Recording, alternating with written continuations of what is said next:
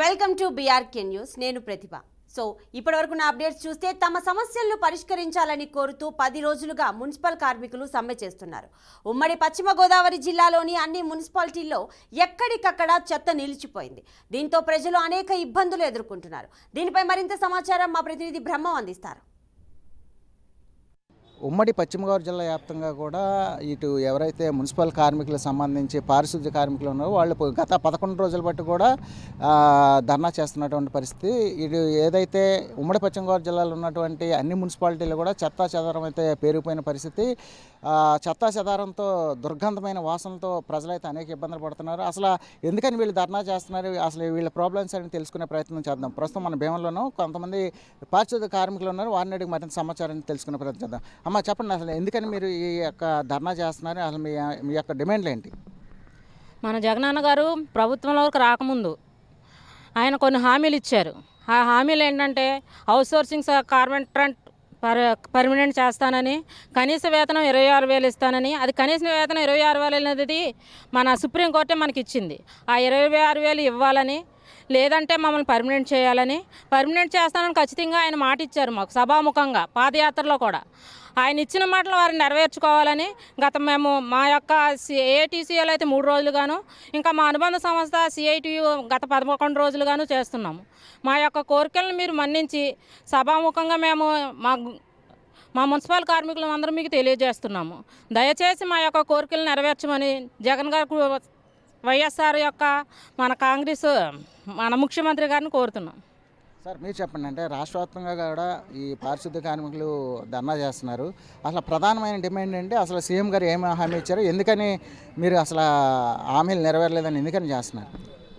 Comrade, రాష్ట్ర వ్యాప్తంగా municipal contract workers 45,000 మంది సుమారుగా ఉన్నారు.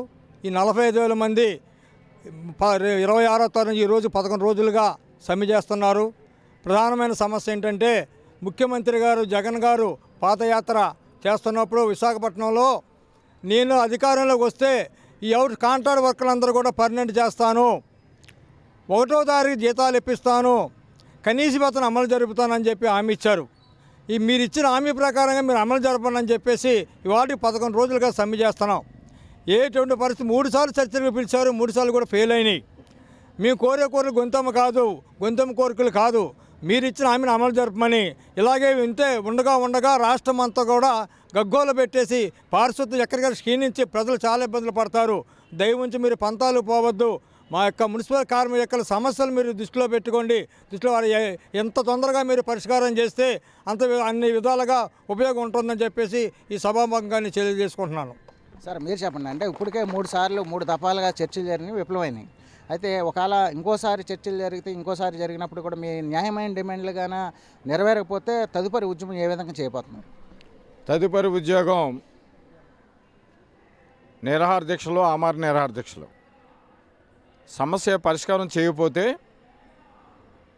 మొత్తం కార్మికులు యావత్తు రాష్ట్రం అంతా కూడా మరి ఆ దిశగా ప్రయాణం చేయడానికి మేము ముందంగులో ఉన్నాం. ఏదేమైనా జగన్మోహన్ రెడ్డి గారు ఆయన పాదయాత్రలో ఇచ్చిన హామీలు గొంతమ్మ కోరికలు కాదు, ఆయన ఇచ్చిందే.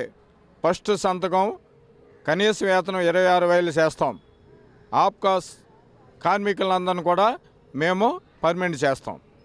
అలాగే పర్మనెంట్ కార్మికులు ఉన్న వాళ్ళకు కూడా పెండింగ్లో ఉన్న మరి పిఎఫ్ సమస్యలు ఉన్నాయి, ఈఎస్ఐ, అవి కూడా నేను పరిష్కారం చేస్తానని ఆ రోజున పూర్తిగా హామీ ఇవ్వడం జరిగింది.